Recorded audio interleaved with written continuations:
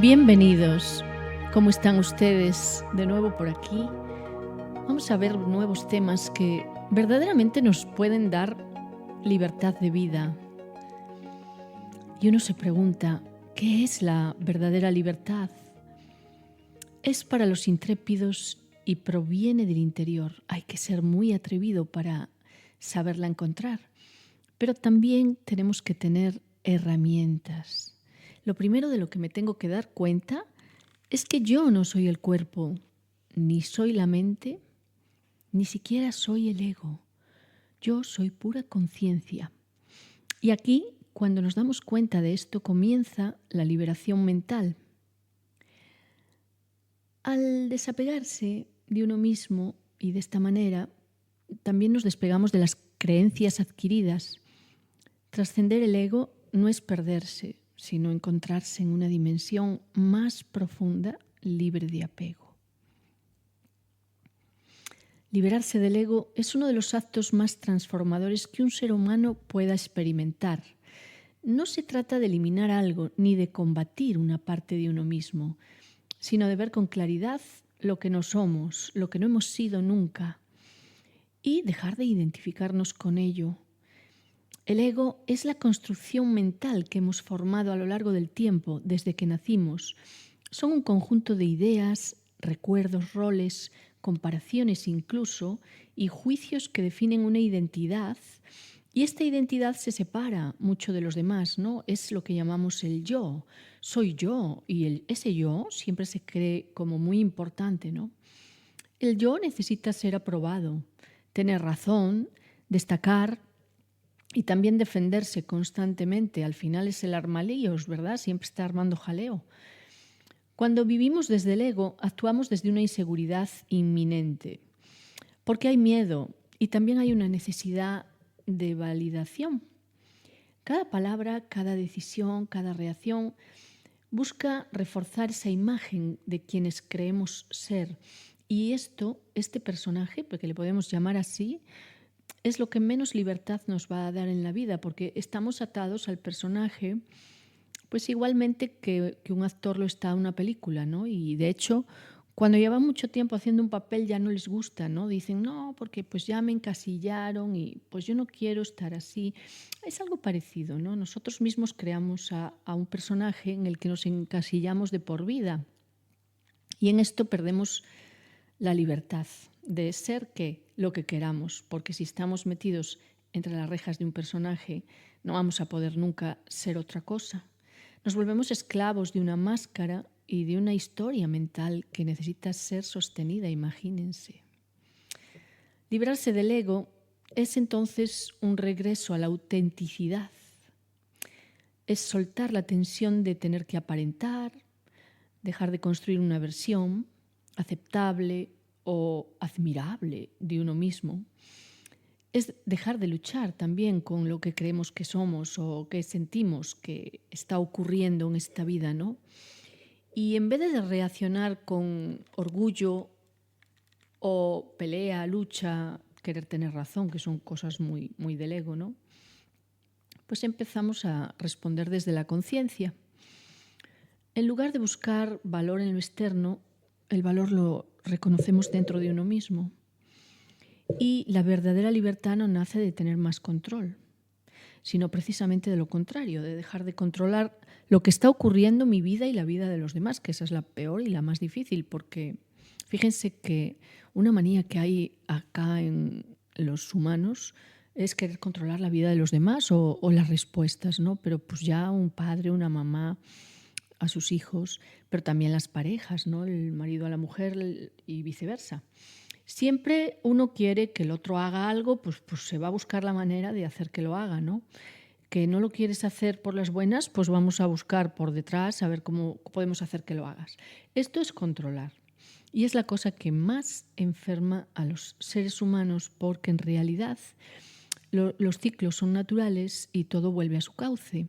Imagínense que quisiéramos un día decirle a la primavera, mira, pues ya no quiero que vuelvas más, pues porque un día me pasó algo feo y que había flores y pues yo ya no quiero flores, ¿verdad? Pero la primavera va a volver igual, porque es su ciclo natural. Entonces, aunque nosotros le demos órdenes de que no venga, lo va a hacer exactamente igual.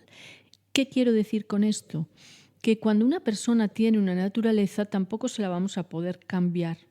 Si ellos no quieren dejar de hacer algo, mismo lo que sea, fumar, un mal comportamiento, una manía que tienen que no les hace bien, lo que sea que queráis que deje una persona, si ella no quiere, no lo va a hacer. O él, vaya.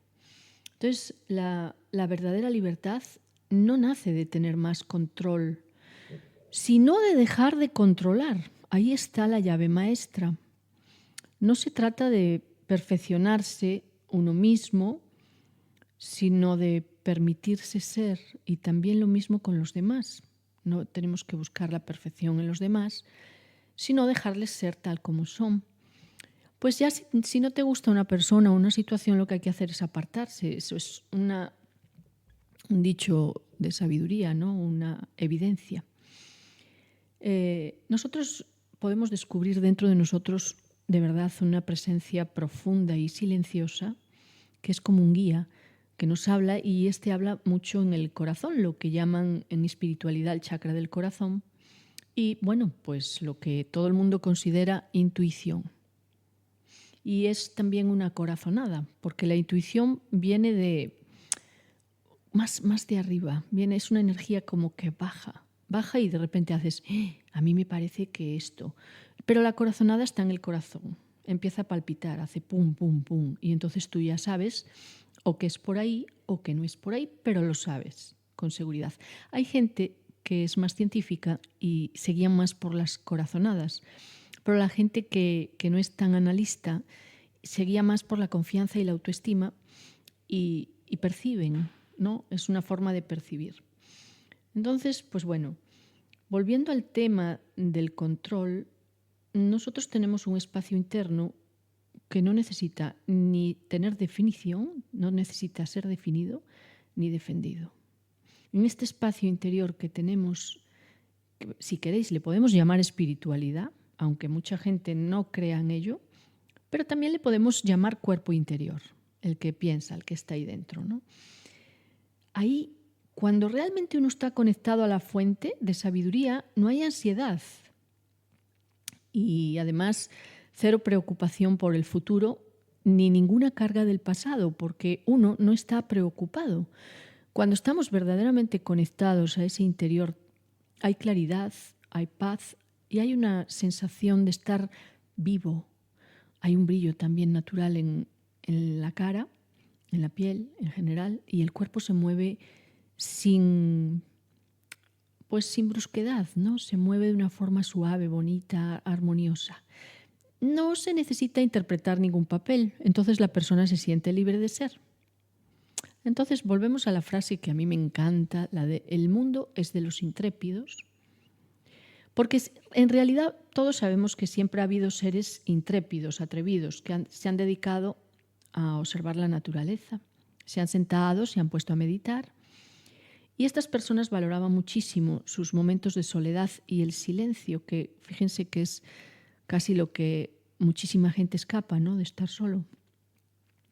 Estos seres, llamados yogis, entraban en un estado de conciencia muy pacífico, con una respiración muy pausada, y al hacerlo, en sus mentes surgía una sabiduría pues para crear métodos o medicina para el resto de los humanos. Estas personas fueron siempre consideradas genios y las hubo y hay y habrá en todas las culturas. Entonces, pues lo que hacen mucho también es observar el comportamiento de los animales, ¿no? Leonardo da Vinci miraba mucho los pájaros, las estelas, porque iban todos juntos, quién mandaba allí. Había uno que mandaba, pero había otro que iba como haciendo estelas para decir por aquí. O sea, todo eso, la gente que entiende de pájaros, no os creáis, ¿eh? O sea, es una ciencia absoluta, matemática preciosa que los pájaros tienen. Entonces, ese es un ejemplo, pero hay muchos más. Los yogis siempre han observado la naturaleza, ¿no? Entonces, pues para los observadores de la vida, lo que hacen es mirar el movimiento. Por ejemplo, el fuego. Se quedaban mirando el fuego y decían, el fuego tiene que venir de algún lugar. y la lluvia tiene un carácter impredecible, nunca se sabe cuándo va a venir y por qué. Y buscaban la razón de esto, ¿no?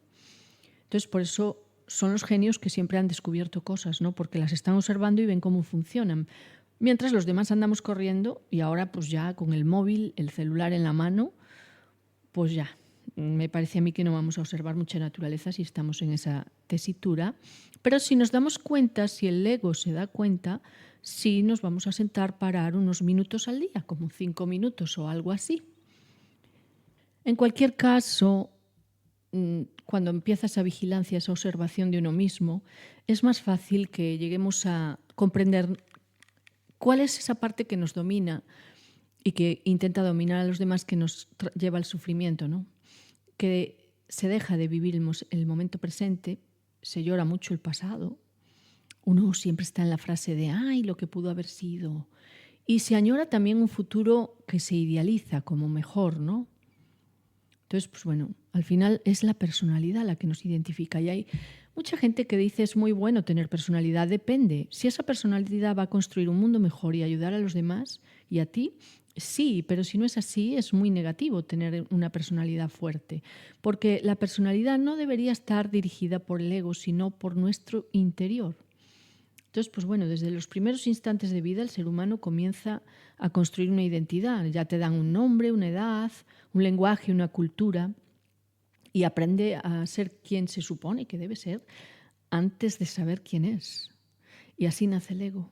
Esta estructura mental, y dirán, ay, pero qué pesada con el ego, ni que fuera tan malo. Sí, pues lo es, porque nos hace ser inconscientes.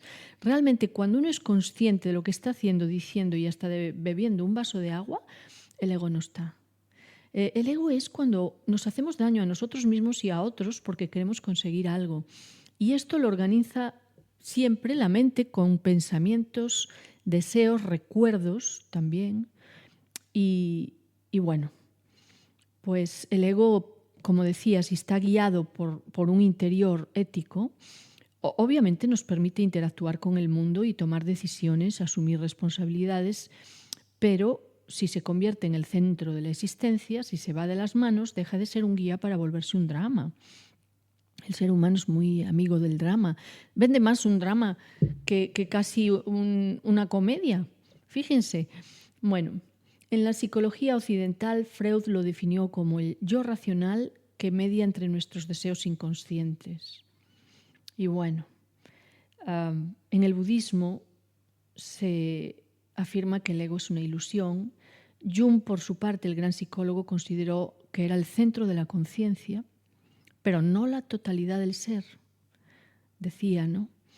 Volviendo al budismo, sí que hablan muchísimo de que es una ilusión y vivimos en una ilusión, y claro, cuando lo dicen, pues no lo entendemos, porque decimos, ¿cómo una ilusión? Pues esta mesa es real, esta silla es real y yo estoy aquí y soy real. Pero ellos dicen que todo eso está en movimiento. Y le llaman impermanencia, ¿no? Porque el tiempo hace que se desgaste, se vuelva viejo y un día muera. Da igual la mesa, la silla, tú, yo, da igual, ¿no? Y entonces pues dicen que hay un conjunto de agregados que son forma, sensación, percepción, volición y conciencia, y que crean un yo. Y esta ilusión es la raíz del sufrimiento y el drama de la vida. Al liberarse del ego, pues no nos perdemos, sino que encontramos una dimensión mucho más profunda, poderosa y libre de apegos, por lo tanto de sufrimiento. El Advaita Vedanta, que es de la India y es una de las corrientes más refinadas que hay en el hinduismo, pues esta visión alcanza de verdad una profundidad enorme. Advaita significa literalmente no dualidad. Y según esta tradición, el verdadero ser no es diferente del absoluto, que le llaman Brahman, y todo lo que creemos ser. El cuerpo, la mente, el ego es solo una superposición de niveles que han creado nuestra mente y por eso le llaman ilusorio. Y se han puesto sobre la conciencia pura, que es infinita, indivisible, eterna, o sea, inmortal. O sea, esa superposición del yo va a morir. Un día vamos a morir. Pero hay una conciencia que le llaman pura, que es una palabra que en Occidente está muy malgastada y hay mucha gente que no le gusta ni escucharla, pero pues la verdad es que es la verdad, es una conciencia limpia que es infinita, no se puede dividir y es completamente eterna. O sea, las personas que tienen sabiduría y llegan a conocerse de verdad a sí mismos y con gran intuición pueden ver estas cosas, ¿no? Entonces, pues bueno, cuando una persona es consciente de que tiene un personaje que le dirige y lo frena, empieza el despertar. Entonces, claro, el Advaita no propone destruir el ego como tal, sino trascenderlo mediante el saber verlo, no darte cuenta.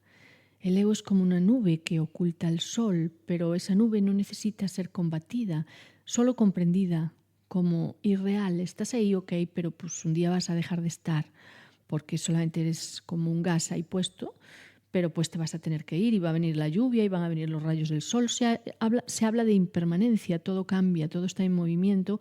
Por eso nunca nos debemos preocupar por nada, porque todo lo que estés viviendo hoy va a pasar de largo y luego hay subidas y bajadas y lo que tenemos que aprender es realmente a cabalgar la vida, ¿no? Cuando montas a caballo tú sabes que tienes que apretarle con las rodillas, no debes sentarte muy firme en él porque si no te va a tirar. Así es la vida, sé consciente de en dónde estás, ¿no? Entonces, pues bueno, en lo que es ser un ser auténtico no es exactamente el yo con el que nos identificamos, el personaje, volvemos ahí. Diariamente además lo hacemos, pero si lo vemos y no le dejamos actuar, que es cuando tiene caprichos, el ego cae. El ego, para que le reconozcamos, os voy a dar trucos. El ego necesita aprobación, tiene mucho miedo a desaparecer y siempre está definiéndose como es, ¿no? Y en términos budistas, todo eso es vacío, porque tú eres una energía libre de etiquetas. Y entonces, pues bueno, el viaje del ser humano es el viaje de hacerse libre, de darse cuenta de estas cosas, ¿no? Y no se trata de negar al yo que funciona cada día, sino de descubrir que no somos solo eso. Porque al final el ego puede ser útil, ¿no? Pero también una barrera si lo confundimos con nuestra verdadera naturaleza. Una persona que es auténtica y que se muestra tal y como es y que no tiene miedo a lo que digan de él, ya no tiene máscaras, no tiene miedo y las narrativas se revelan cuando dejamos de buscar afuera lo que siempre ha estado dentro, ¿no? Porque, bueno, pues nuestra cabeza es una máquina de pensar y tienen sus narrativas, ¿no? Siempre el ego va a intentar sobrevivir y nos va a intentar convencer de que tiene que vivir. Entonces, para ayudarnos tenemos muchas herramientas, el camino puede variar. Para unos, evidentemente, es la psicología, para otros la meditación y para otros buscan la sabiduría de la no dualidad. Pero bueno, no importa, porque todos a donde van a llegar y lo que buscan en realidad es la libertad interior que nace cuando comprendemos que no somos ese ego, sino aquello que lo observa en silencio. Quédense con esto porque es muy, muy bonito. O sea, nosotros nos convertimos en un observador que nos observa a nosotros mismos, no a los demás. La respuesta que yo estoy dando al mundo, ¿no? Porque al final todos los problemas que yo pueda tener dependen de la respuesta que esté dando, ¿no? Saben, a mí me encanta cuando se dice que una persona es honorable, ¿no? Y eso requiere de gran corazón y humildad, y la humildad requiere de un ser grande, créanme, nunca es pequeño. Pero no son vistos porque son humildes y más bien se vuelven invisibles. Díganme qué parte del ego quiere ser invisible, ninguna. Entonces, pues finalmente tener ego es una falta de humildad enorme y tenemos que detectar cuándo va a actuar para frenarle, y para eso tenemos que observar. Observar al ego requiere honestidad, autoobservación en meditación y herramientas que te ayuden a reconocer patrones mentales, emocionales y de comportamiento que surgen de lo que ya hemos construido y también de estar a la defensiva. Aquí en tuarboldevida.com tenemos herramientas prácticas y reflexivas para ver al ego en acción. Si algo hacemos de verdad lindo en nuestras formaciones es describir muy bien los paisajes para darnos cuenta en dónde estamos actuando, cómo, por qué y cuál fue mi respuesta. Y entonces también tenemos las fechas de cuando eso ocurrió y uno pues vuelve atrás para darse cuenta de dónde estuvo el error y lo repara para no repetirlo en el futuro, porque ese patrón lo hay que frenar. A veces es heredado, otras uno mismo lo ha creado. El egoísmo crea muchos patrones, créanme. La persona que está libre de egoísmo no tiene tantos. Pero bueno, finalmente la herramienta es una meditación diaria y también la atención plena durante el día, ¿no?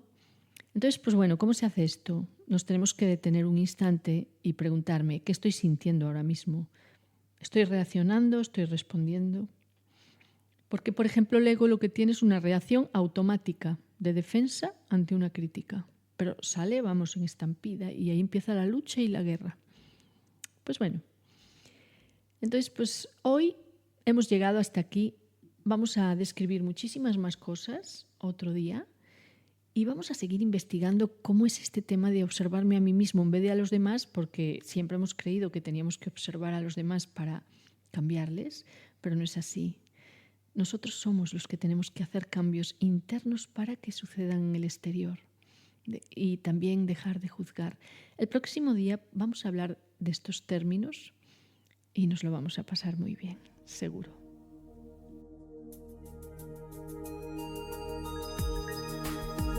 Puedes encontrarnos en tuarboldevida.com, todo junto, o bien en las redes por Marta Looz.